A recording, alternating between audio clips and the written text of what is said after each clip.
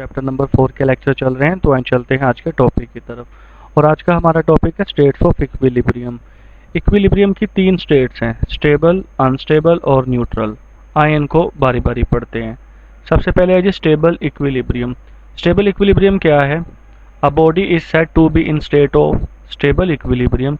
एक body stable equilibrium की हालत में होता है if after a slight tilt, अगर उसको थोड़ा सा टेढ़ा करने के बाद, हल्का सा झुकाने के बाद, it's come back to its original position, वो अपनी ओरिजिनल पोजीशन पर वापस आ जाए, वो अपनी पहली वाली पोजीशन में वापस आ जाए, तो हम उस बॉडी को कहते हैं स्टेबल इक्विलिब्रियम।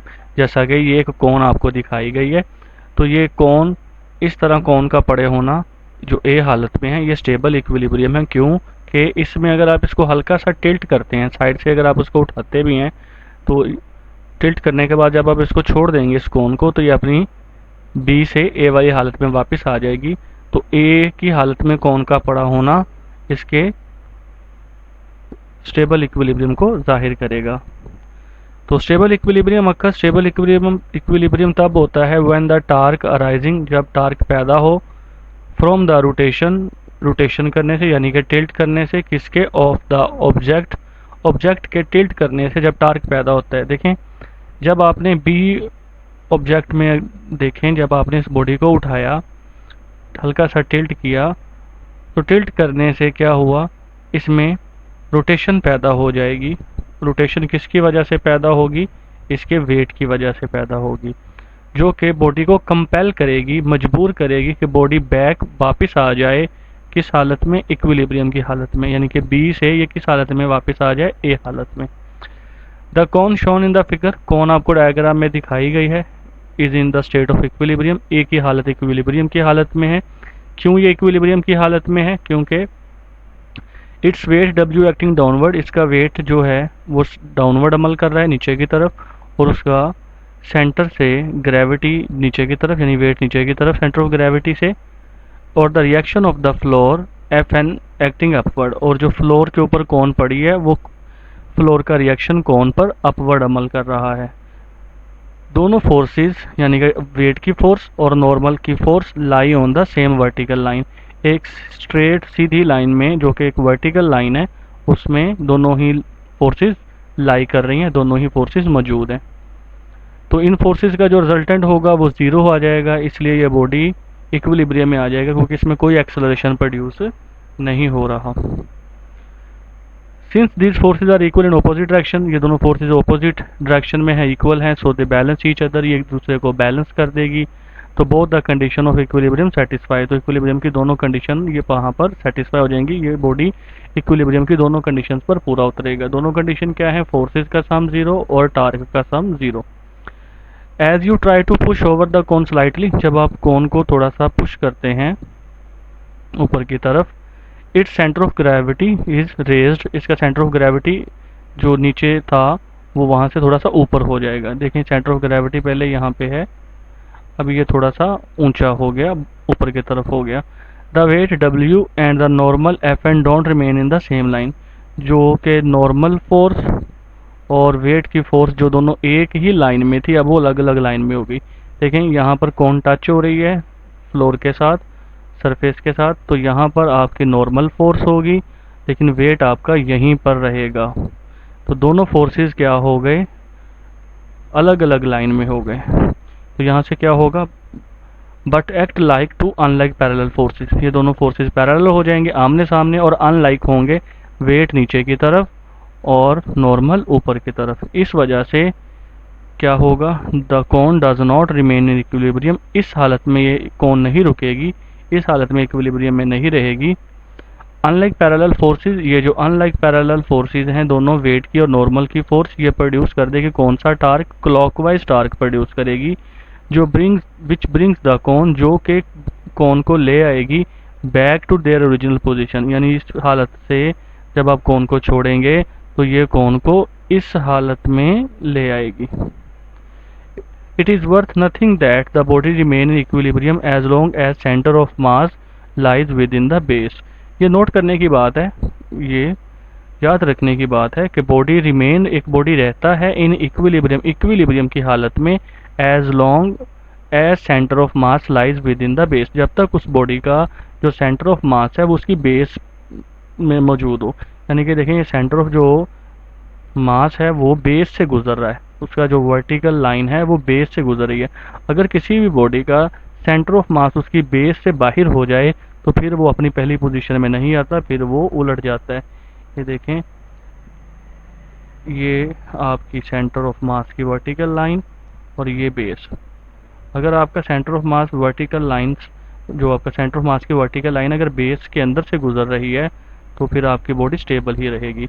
अगर आपका बेस और यहाँ पर सेंटर ऑफ मास का जो वर्टिकल लाइन है अगर ये बेस से निकल जाए इस तरह, तो फिर वो बॉडी पूरी की पूरी तरह मूव कर जाता है। जैसे कोई गाड़ी उलट जाती है या बस उलट जाती है, वो अपनी पहली वाली हालत में वापस नहीं आती, स्टेबल नहीं होती।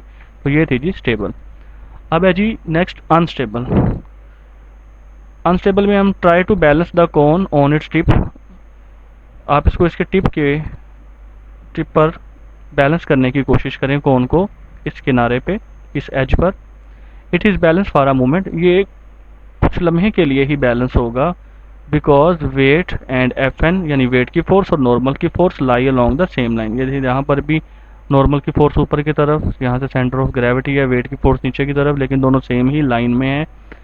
Even it is slightly tilt, जैसे ही आप इसको हल्का सा पुश करेंगे, टिल्ट करेंगे, टेढ़ा करेंगे इस कोन को, तो ये it will not come back to its original position by itself. ये खुद ब खुद कोन अपनी पहली वाली हालत में नहीं आएगी। जैसे इसकी पहली वाली हालत है ए, आप जैसे ही इसको टिल्ट करेंगे, जैसे बी में दिखाया गया है, टिल्ट किया गया है, तो आप इसको छोड़ देंगे तो ये गिर जाएगी कोन।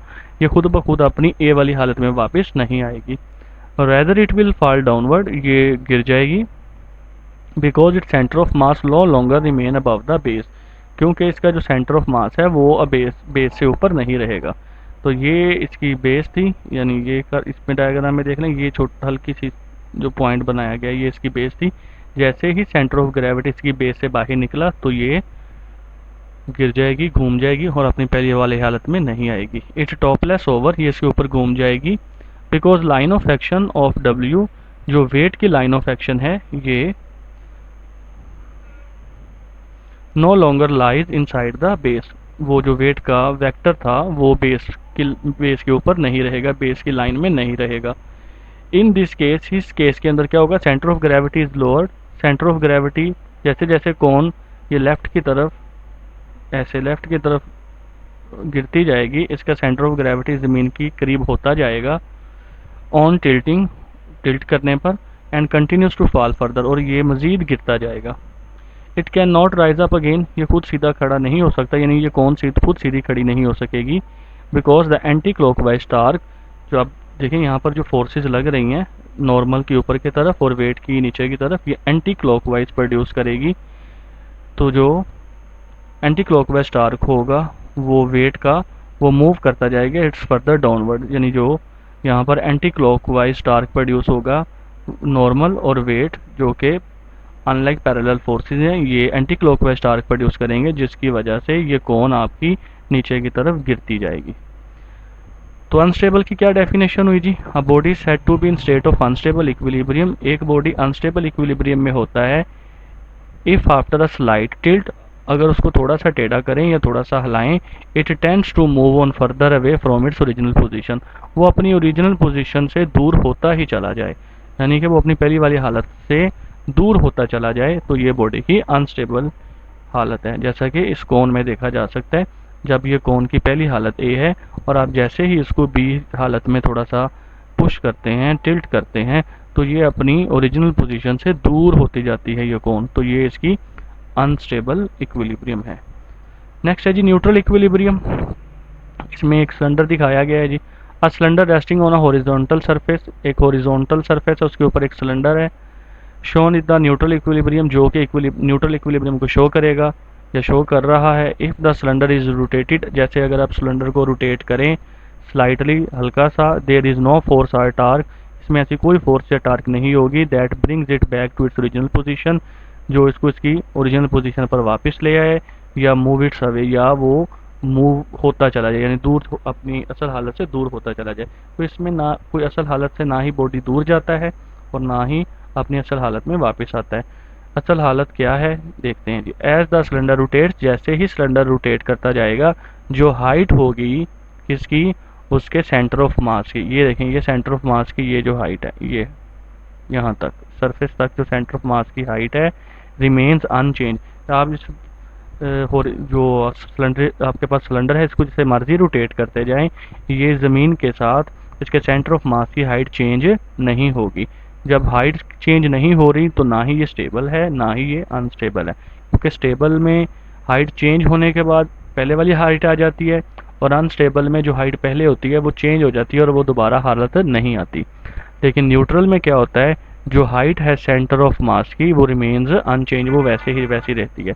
In any position of the cylinder, cylinder की कोई भी पोजीशन हो, रोटेटरी यानी रोटेट करते हुए कोई भी पोजीशन होगी, इट्स वेट एंड रिएक्शन, इसका जो वेट डाउनवर्ड और इसका नॉर्मल रिएक्शन अपवर्ड लाई करेंगे इन द सेम वर्टिकल लाइन, हमेशा एक ही वर्टिकल लाइन में लाई करेंगे।